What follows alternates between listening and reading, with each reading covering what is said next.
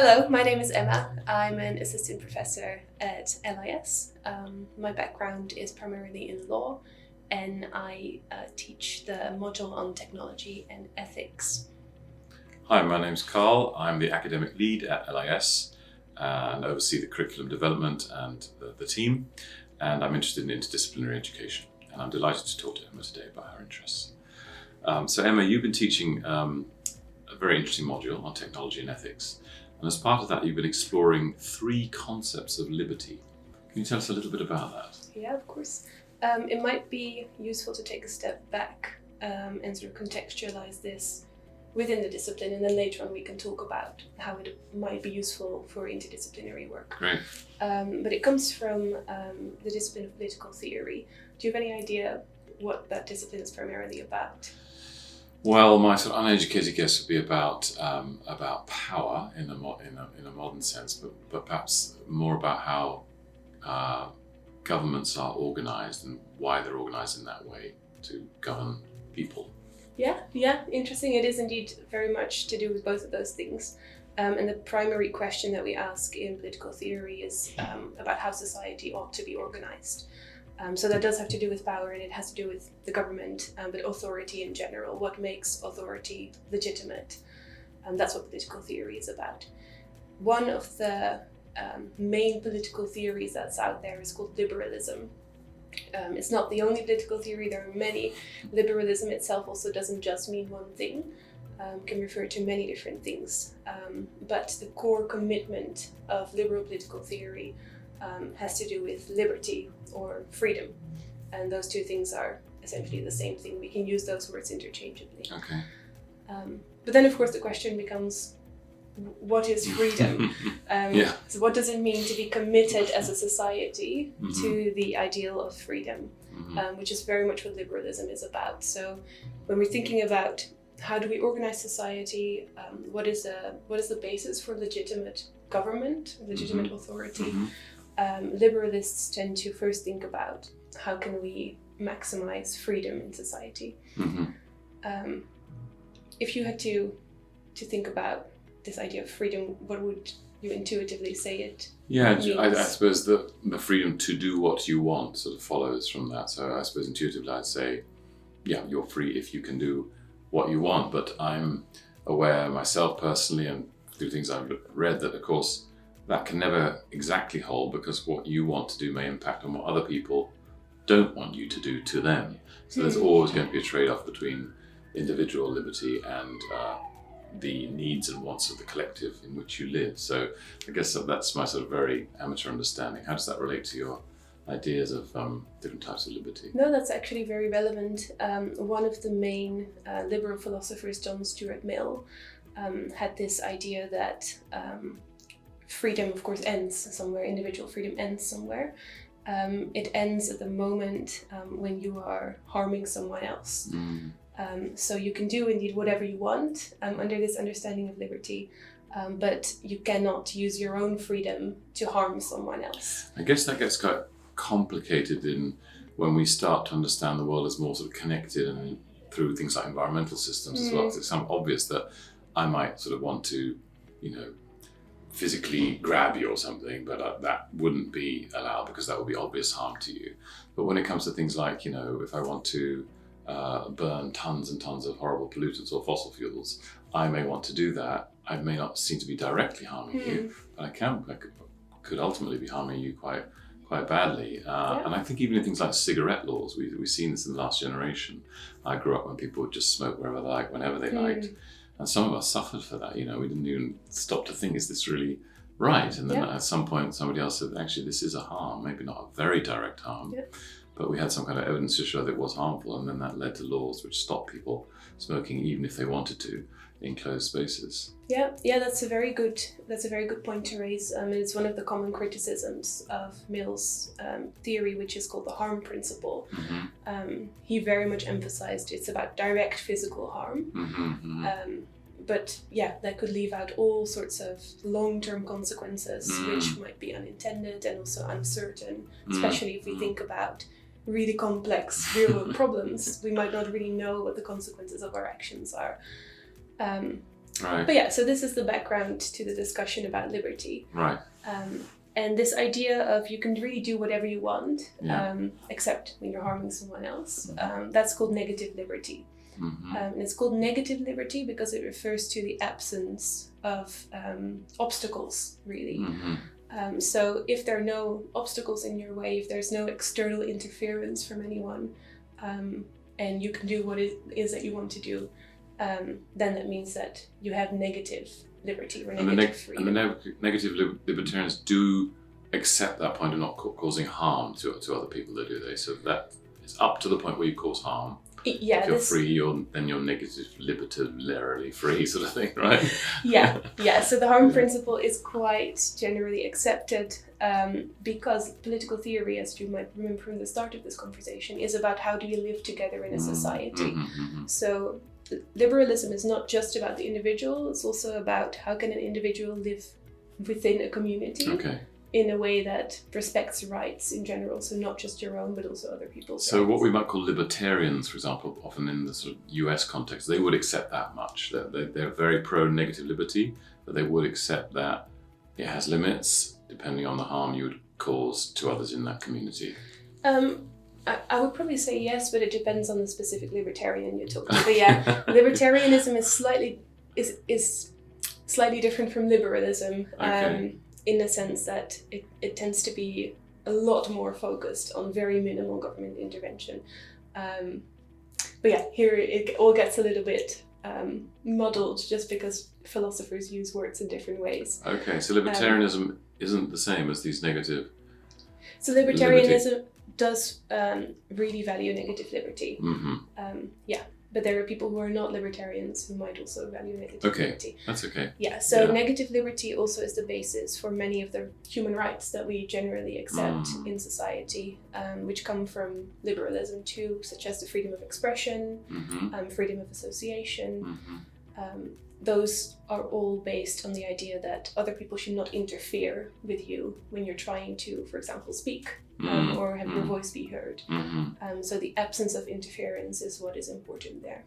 And there we come. Sorry, I'm just getting really into this now. I know you want to talk about positive liberty as well, but there we come again to a modern nuance where people are now claiming they can be harmed by what people say, which sort of goes against the original idea of freedom of expression and some of these things. And it's problematic because, of course, there is a continuum between harmful words, physical harm, and really physical sort of, completely devastating physical harm, if you like. So that is an interesting nuance in this discussion. This has been a discussion for hundreds of years, really. Because Mill was saying in his work that offence is not harm.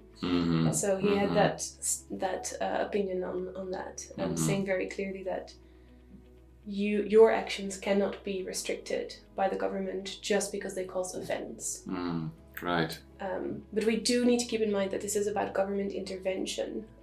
So it doesn't mean that Mill is saying, oh, just be as offensive as you like to be. He's not saying that makes you a good person. He's just saying you shouldn't legislate against that. Yeah, the government should not intervene if you're just being offensive without causing any more direct physical harm. Okay, great. So that's negative liberty, I think. Yes, got that. yes. And So, positive liberty. yeah, what's not that? everyone agrees that you are really free if you're simply not being stopped by anyone.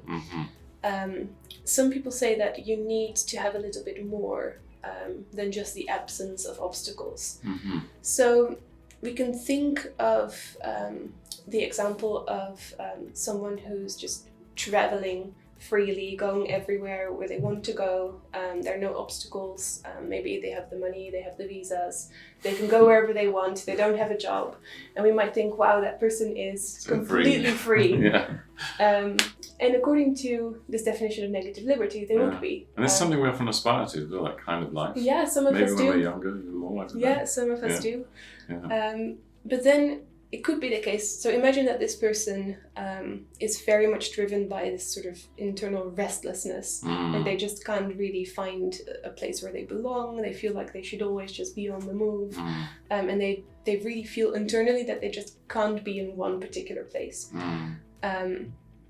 If we have that context and we know that actually this person does not really want to be traveling everywhere, if they really reflect on it, and if they think about the kind of person they want to be, maybe they would want to have a place where they feel like they belong, but they feel like they're just unable to find that.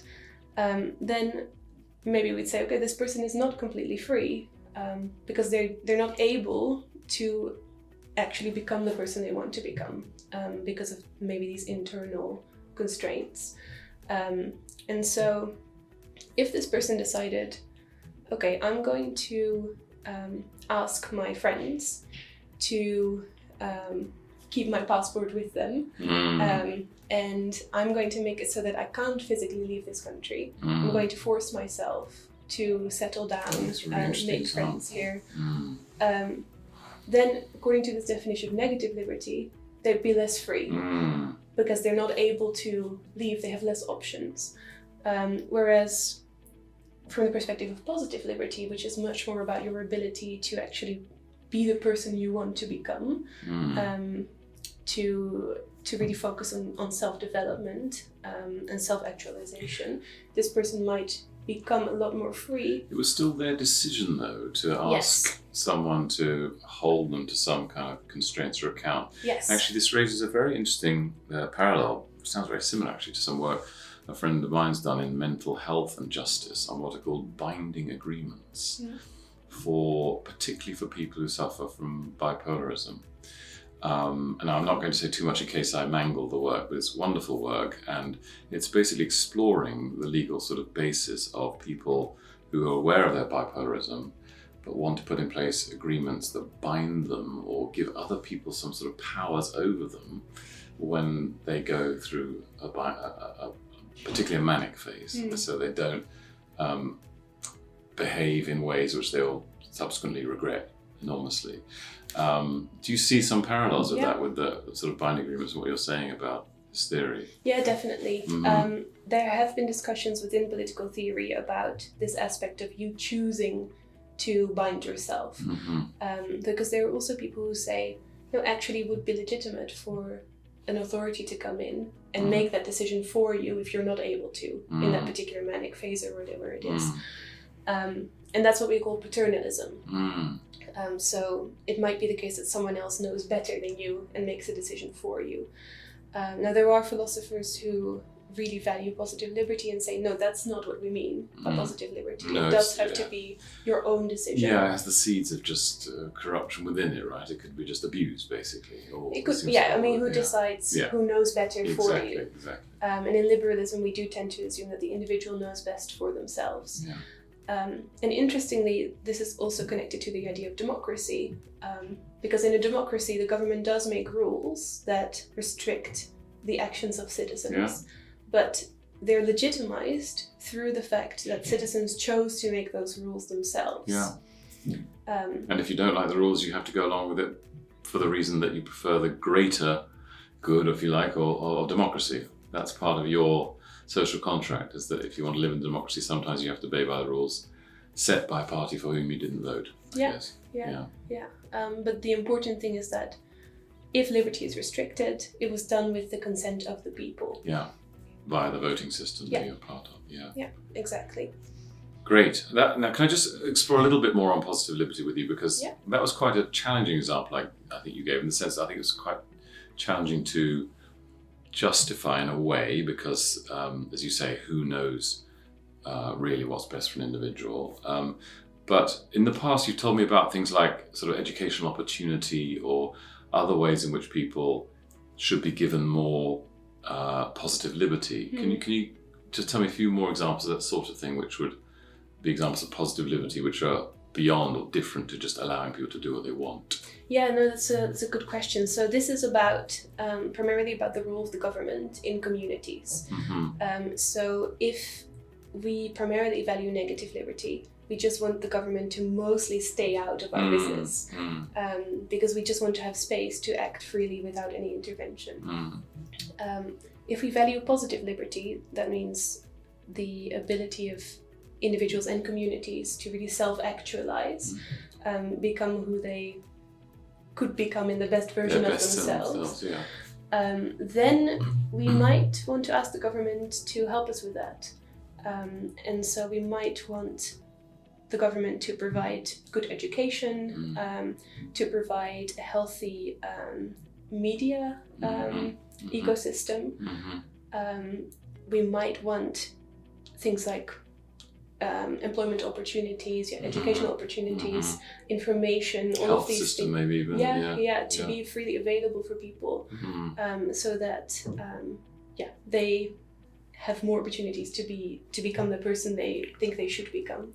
And the thinking there maybe is that if you just sort of allow people to do what they want, that some of those big collective projects would just never, or much less likely to happen, or less likely to happen well. Yeah. Than if you say, look, we can't delegate some of this important collective stuff to some authority, democratically elected, say, which will do it better than if we just allow people, perhaps or perhaps not, to set them up as individuals. It acknowledges the fact that we do live in a community with other people, and that maybe we as a community, we also have this ideal of self-determination, and that if we want to achieve something through our democratic processes, at that level, at the community level, that we can do that if we decide to do that, and we can do that legitimately if we value positive liberty. Yeah, nice, great. Now, the one I'd never heard of before, Republican liberty. So can you tell us about that? Yeah, so that's a slightly more complicated one, but one that we as lawyers very much like, because it justifies our role in society. Do you need a role? You need a role. Do you need justification as a lawyer? I wonder. But anyway, you seem to be doing okay, but I'm interested in the theory. Yeah. Sure. So Republican liberty says, okay, negative liberty and positive liberty both are not true freedom. And so there is this classical example of a slave. And we tend to, in this corner of political theory, they talk a lot about slavery just because it's the ultimate case of someone being unfree. And the Republican liberals say, okay, we can imagine a slave who has negative liberty, positive liberty, and is still a slave. So let me just explain that scenario. So imagine that there's a slave and a master, and the master says to the slave, you can really do whatever you want, go outside, live your life, and also I'm going to provide you with all the opportunities that you need to become a full person. And so the slave can have negative liberty because there are no obstacles in their way, they can do whatever they want, and also they might have positive liberty because they can develop themselves into the person they want to become. But they're still a slave, and the reason they have the negative liberty and the positive liberty is because the master decided that the slave should have this liberty. So the Republican liberals come in and they say what the slave would need to be totally free is independence from the master's will. Because in this case, if the master said the next day, you know what, I don't really like that you have all of these freedoms, I'm just going to treat you like a regular taking out slave. the educational opportunity, that one goes. Then they just lost all their freedom just like that. And what that might mean in practice is that the slave is going to constantly live in fear of the master, because they know that the master can always take the freedom away. Which means that in practice, this person is not going to be free at all, because they know that they have to always keep pleasing the master, because they're constantly dependent on the master's whim. And so Republican liberals say, what you need to be free is to be independent from someone's arbitrary will. And the way we can achieve that is to govern not through these sorts of personal relationships where someone can say, oh yeah, today you have these opportunities and tomorrow you don't, but to govern society through rules. That's really interesting, isn't it? Because you'd think any imposition of new rules would somehow reduce liberty, but I love this aspect of republicanism. Actually, you are liberated by certain objective, non-personal rules. Yeah, so from the point of view of negative liberty, every time there's a new rule, you're less free. From the point of view of Republican liberty, rules can make you more free, because you don't have to constantly keep pleasing your ruler, and because you can just say, yeah, well, these are the rules, so this is what we're going to do. And so it holds you accountable, but it also holds the people who are more powerful than you accountable to the same set of rules. Fascinating. That's fascinating. Thank you. Yeah, I just wanted to, before as we close, really maybe ask you about your interests and what you teach in this context of an institution dedicated to thinking about how we tackle complex real-world problems, many of which are social. How do you see these themes playing into that? Yeah, it's a good question, because as you might have noticed, my intellectual tendency is to talk about really abstract ideas. It's great to condense them so clearly. Yeah, but the problem is, of course, you need to use them somehow in solving these real world problems. But actually, they're not as abstract as they might seem, because very often when we approach a real world complex problem, in my module we talk a lot about technology. And which technologies are acceptable, and which might be unacceptable, or what should, the question is always what should be done. And very often we think immediately about government. What should the government do? Should the government do something? And if so, who's to say that they have a legitimate role in this? Because of course there are always people saying, yeah, but if a business wants to create this kind of technology, if individuals want to buy it, why shouldn't they? Why should they have their negative liberty or even positive liberty infringed upon? Yeah, exactly. And so these different ideas of liberty really help us think about what's the type of society we want to live in, and do we think it is legitimate for the government to play a role in achieving that type of society? And so different people have different views on that. All of these ideas are controversial. None of these are necessarily true, but it's really good to have these foundations to know what the different concepts are, so that you can argue in favor of your own position. Maybe that's in favor of government intervention or against government intervention, and so that you can understand where other people are coming from who don't agree with you. Yes, thank you. That's a really important part of any interdisciplinary team, is that you can be more sympathetic sometimes to very different views if you kind of understand, as you say, where they're coming from. Yeah. Some way. Yeah, exactly. Terrific. Thanks very much. Enjoyed that a lot. Thank you.